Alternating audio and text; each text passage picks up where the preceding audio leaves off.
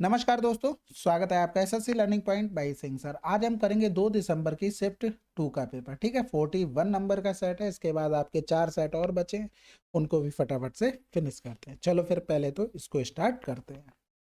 एक व्यक्ति 9 घंटे में 90 किलोमीटर की दूरी आंशिक रूप से पैदल और आंशिक रूप से साइकिल से तय करने का निश्चय करता है।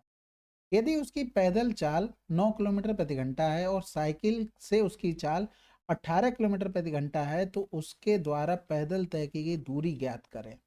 तो सबसे पहले ये देखो, अगर हम मान लेते हैं कि 9 घंटे अगर वो 18 की स्पीड से जाता तो 18 नहीं में 162 रहा होगा। और अगर वो 9 घंटे किससे जाता भाई, 9 की स्पीड से, तो 9 ने में 81, यानी कि ये 81 पैदल वाला हो गया, 162 साइकिल वाला हो गया और 90 किलोमीटर तो ओवरऑल था। तो यहाँ से देखेंगे तो ये 2 हो गया, 16 से 9 गया तो 9 7 16 होता है। इधर करेंगे तो 10 से 1 गया तो 9 हो गया। यानी कि इनका रेशियो 9 एकम 9 9 अट्ठे 72। यानी कि ये रेशियो किसका आया, टाइम का आया, क्योंकि हमने गुणा किया था किलोमीटर प्रति घंटा का। जो भी सापेक्ष में होता है उसी का रेशियो हमेशा आता है नीचे। ये टाइम का रेशियो आ गया। अब ये टाइम का आ गया है, अगर इसको जोड़ते तो 9 9 बराबर में 9 दिया गया था, हमसे पैदल का निकालना था। 8 बराबर में 8 हो जाता, तो ये टाइम आ गया 8 घंटे।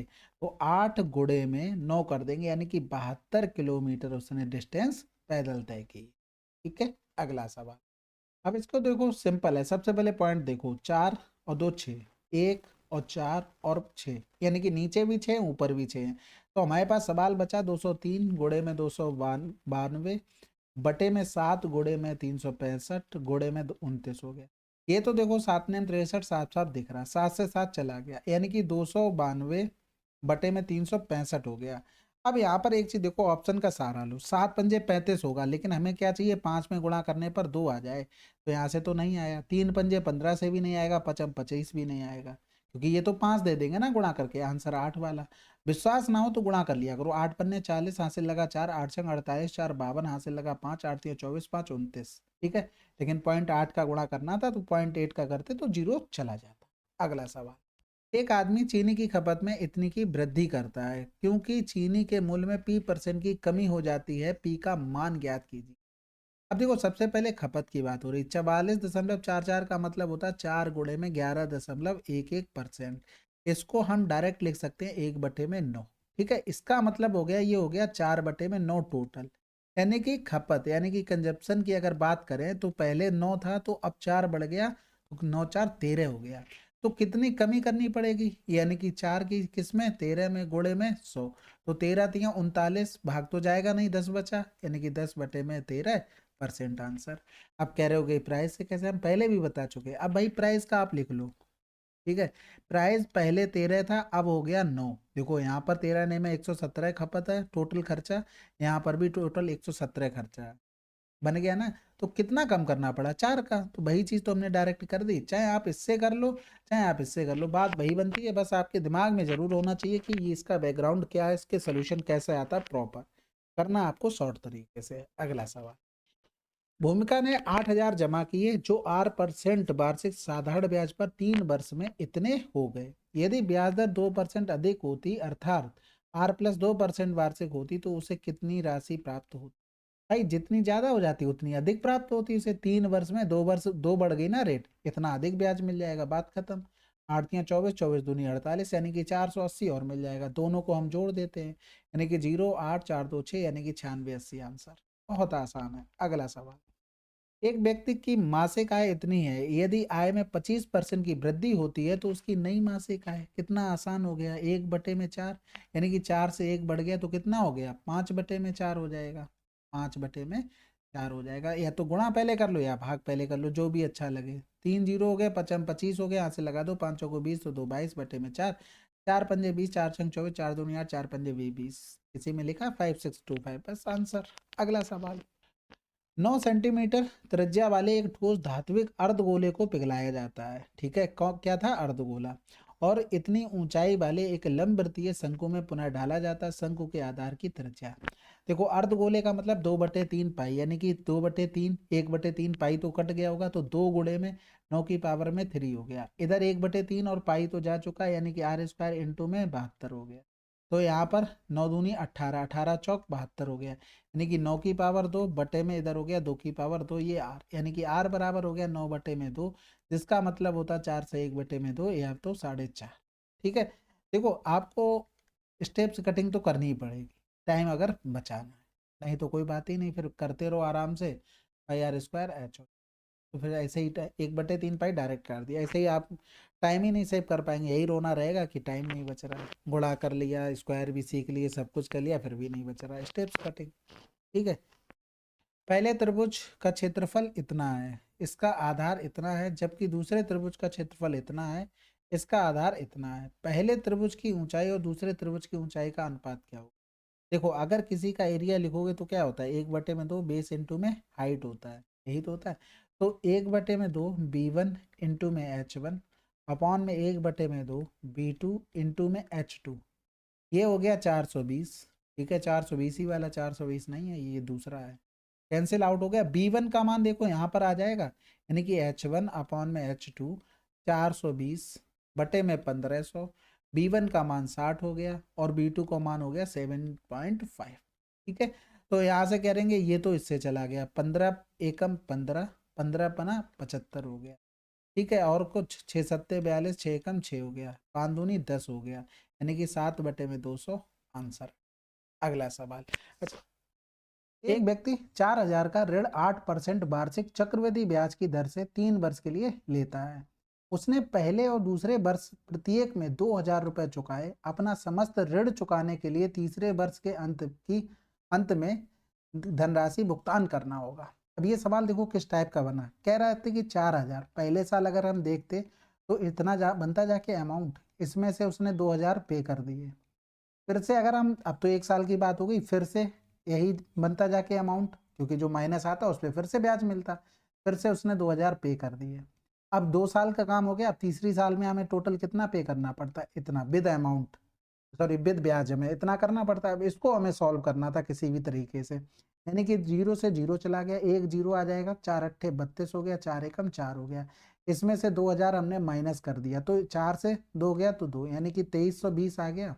इसका हमें 108 बटे में 100 करना पड़ेगा, तो एक 0 तो इधर चला गया, इधर करेंगे 2 पंजे 10, 2 चौकू 8 हो गया, 2 पंजे 10 हो गया। अब 54 को क्या लिख सकते हैं, या तो डायरेक्ट गुणा कर लो, या तो 27 गुणे में 2 कर लो, तो 2 का करेंगे, 2 दूनी 4 हो गया, 2 तीन 6 हो गया, 2 दूनी 4 हो गया, गुणे में 27 हो गया, 27 चौकू 108 हो गया। ठीक है, 27 छक्के 162 और 10 172 हो गया, यहाँ से लगा 17 हो गया, 27 चौकू 108 में 10 जोड़ा 118 में 7 125 हो गया, बटे में कर देंगे 5, तो 5 दूनी 10 हो गया, 2 बचा, 5 25, फिर तो भाग जाएगा नहीं, 0 लगा दो, फिर 5 25, 5 छक्का 30 हो गया, इसमें से ये वाला 2,000। ठीक है, ये इसको हम कलर चेंज कर लेते हैं, यहाँ से इसको भी हमने पे कर दिया, यानी कि 2,000 ये हम माइनस कर देते हैं यहाँ से, तो बचा कितना है 505.6, यानी कि 505.6 का हमें निकालना पड़ेगा 108 बटे में 100।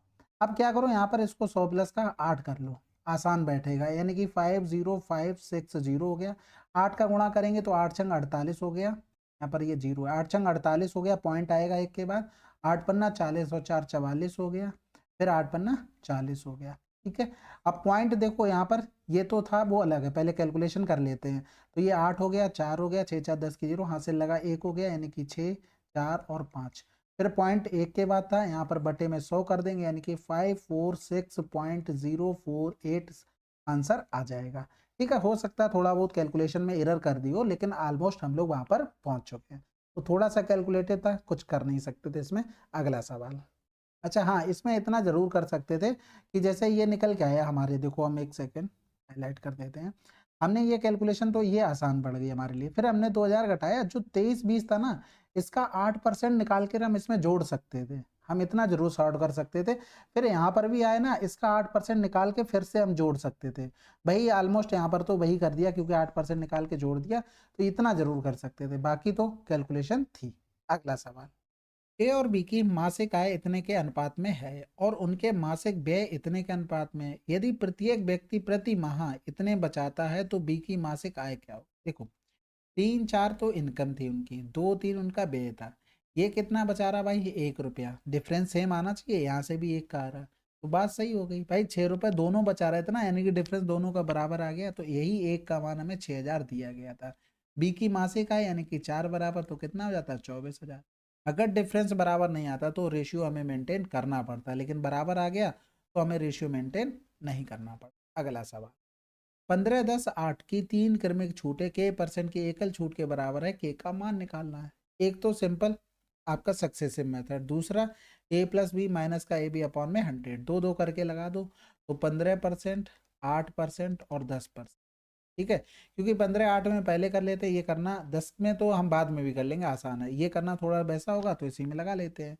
15 8 23 हो गया, प्लस का 15 8 120, सॉरी माइनस, क्या कर रहा हूँ, 1.2 हो गया। 23 से पूरा 2 घटा देंगे तो कितना बचा, 21 बचा, और 10 से 2 गया तो 8। अब एक बार 10% के साथ ले लेते हैं, तो 21 में 10 जोड़ा तो कितना हो गया, 31.8%, माइनस का 21.8 गुणे में 10 बटे में 100 हो गया, ये कैंसिल आउट हो गया, यानी कि 31.8 माइनस का 2.18।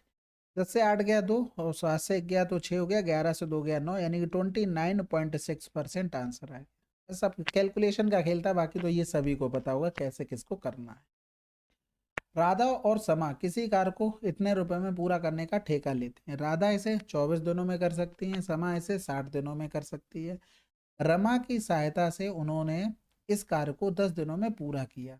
रमा को उसके योगदान के लिए कितना भुगतान किया जाना चाहिए। देखो सिंपल सी बात, एक देखो, ये सहायता से कार्य हो रहा है, यानी कि इफिशियंसी से हमें काम करना पड़ेगा, यानी कि ये राधा हो गई एक तरफ, और एक तरफ समा हो जाएगी, दूसरी तरफ रमा हो जाएगी। ठीक है, अब यहाँ पर 20 हो गया और ये 60 हो गया, और तीनों मिलकर, यानी कि यहाँ पर तो तीनों थे ना, राधा प्लस का समा और रमा। ठीक है, ये 10 दिन में एलसीएम 60 हो गया, 20 तिया 60 हो गया, एक हो गया, और इसको करेंगे 6, यानी कि इन दोनों की इफिशियंसी 4 है तो इनकी इफिशियंसी 2 आ गई, यानी कि 6 बराबर में हमको दिया गया था 36 के, हमें निकालना था रमा के, यानी कि 2 बराबर में, तो ये 6 गुना हो रहा था, और इसका भी 6 गुना, यानी कि 6 दूनी 12 के आंसर। ठीक है, अगला सवाल, एक कपड़ा व्यापारी अपने आधे कपड़ों को 30% के लाभ पर बेचता है, शेष कपड़ों के आधे को 20% की हानि पर बेचता है, और शेष कपड़ों को उनके क्रय मूल्य पर बेचता है। कुल लेन देन में उसका लाभ या हानि परसेंटेज क्या है। तो देखो सबसे पहले क्या हुआ, आधे कपड़े की बात कर रहा है, फिर शेष के आधे कपड़े की बात कर रहा है, यानी कि हम टोटल इनका एलसीएम मान लें कपड़े, यानी कि 4 कपड़े हो गए, 1/2 किया हमने, तो ये 2 हो गया। अब शेष जो बचा, यानी कि 2 का 1/2 वो बोल रहा है, तो इसका मतलब 1 हो गया, टोटल 4 थे, 1 यहाँ पर हो गया। हमने 1 का मूल्य मान लिया 100 रुपए, यानी कि 4 का मूल्य क्या हो गया हमारे पास, 400 रुपए हो गया। अब एक चीज देखना, वो ये कह रहा था कि 30% के लाभ पर बेचा, यानी कि यहाँ से लाभ निकालेंगे तो 30 दूनी 60 रुपए हो गया।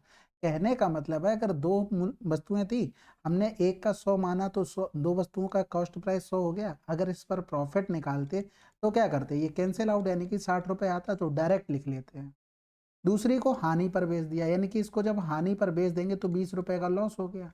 फिर तीसरे को क्रय मूल्य पर बेच दिया, यानी कि उस पर कुछ भी नहीं हमें प्रॉफिट हुआ, उसको हटा दो यहाँ से, कुल मिलाकर हमें 40 का प्रॉफिट हुआ। अब 40 का 400 में प्रॉफिट हुआ, क्योंकि टोटल कॉस्ट प्राइस 400 गुणे में 100 कर देंगे, यानी कि कितना आ गया, 10% आ गया। अब इसको देखो ऐसे भी निकाल सकते हैं, यहाँ पर ये रेशियो तो निकालना ही पड़ेगा हर कंडीशन में। देखो 2 के लिए हमने क्या किया, 30% के लाभ पर, ठीक है, एकदम एवरेज वाला फंडा लगा देंगे, 20% के हो गया, और एक के लिए ना तो प्रॉफिट हुआ ना तो कुछ हुआ, ये बस माइनस याद रखना। 30 दूनी 60 हो गया, माइनस का 20 हो गया, और फिर और प्लस में 0 हो गया, बटे में 2, एक 3 एक 4, 4 कर दो, यानी कि 60 से 20 गया 40, 40 बटे में 4, यानी कि 10% आंसर। अगला सवाल, 10 पदों का औसत इतना है, प्रथम 5 पदों का औसत इतना है, शेष 5 पदों का औसत कितना है। देखो बिल्कुल आसान सवाल है, आप इसको गुणा करके भी करना चाहते तो कर सकते, क्योंकि इसमें कुछ कैलकुलेशन है। अब देखो ये जो 5 पद है ना, इनके पास 50 तो एवरेज रहा ही होगा हर हालत में, तभी तो 10 का एवरेज 50 आ पाएगा। लेकिन क्या हुआ है, दूसरा वाला था जो, वो कम लेके आ गया, वो कितना कम लाया, 5, यानी कि एक में 5 और 5 में कितना कम हो जाएगा, 25, यानी कि ये 25 की भरपाई किसको, इसको करनी पड़ेगी, यानी कि 50 प्लस का 25, टोटल 25 की है, लेकिन एक में कितना, तो 5 का भाग कर देंगे, यानी कि हमें टोटल 55 एवरेज लाना पड़ेगा 5 लोगों। ठीक है, अगला सवाल, एन के किस मान के लिए इतने इतने के अभाज्य हैं, तो ऑप्शन से हमें चूज करना पड़ेगा। सबसे आसान तो दो ही बैठेगा हमारे लिए, अब टिक है ना टिक है उससे कोई फर्क नहीं पड़ता, हमें यही करना ही पड़ेगा। तो 3 त्रिका 9 माइनस का 2 दूनी 4 हो गया, तो 9 से 4 गया 5 हो गया। यहाँ पर करेंगे तो 3 त्रिका 9 प्लस का 2 दूनी 4 यानी कि 9 4 13, यानी कि एन बराबर 2 पर क्या हो गया, ये प्राइम नंबर। छोटा होता उसी से चेक ही करते, इसके अलावा तो कोई ऑप्शन नहीं था। अगला सवाल, दो संख्याओं का गुणनफल इतना है, यदि इन संख्याओं का मासापा 53 है तो बड़ी संख्या ज्ञात कीजिए। तो सबसे बड़ी बात देखो, संख्याएं होंगी 53 है 53 भी, यानी कि कहीं ना कहीं 53 का मल्टीपल हमें मिलना चाहिए। तो इसमें 3 का गुणा किया, 3 त्रिका 9 3 पंजे 15 हो गया, यानी कि 159 हो गया। यहाँ पर ये मल्टीपल होगा 53 का, नहीं होगा, ना ये मल्टीपल होगा ना ये होगा। बात खत्म, आंसर आ गया। इतना ही चेक करना था। बाकी फार्मूला होता है एलसीएम इंटू में एचसीएफ, बराबर हो जाएगा दोनों संख्याओं का गुणनफल। तो यहाँ से हम क्या निकालेंगे, एलसीएम निकालेंगे, वहां से हमें पता लग जाएगा। चलो फिर 2 दिसंबर की शिफ्ट 2 का ये पेपर था, इसको कर लिया है, ठीक है। इसके अलावा अब हमारे 4 सेट बचेंगे, उनको भी फटाफट से खत्म करते हैं। चलिए फिर मिलते हैं अगले वीडियो में, तब तक के लिए जय हिंद जय भारत।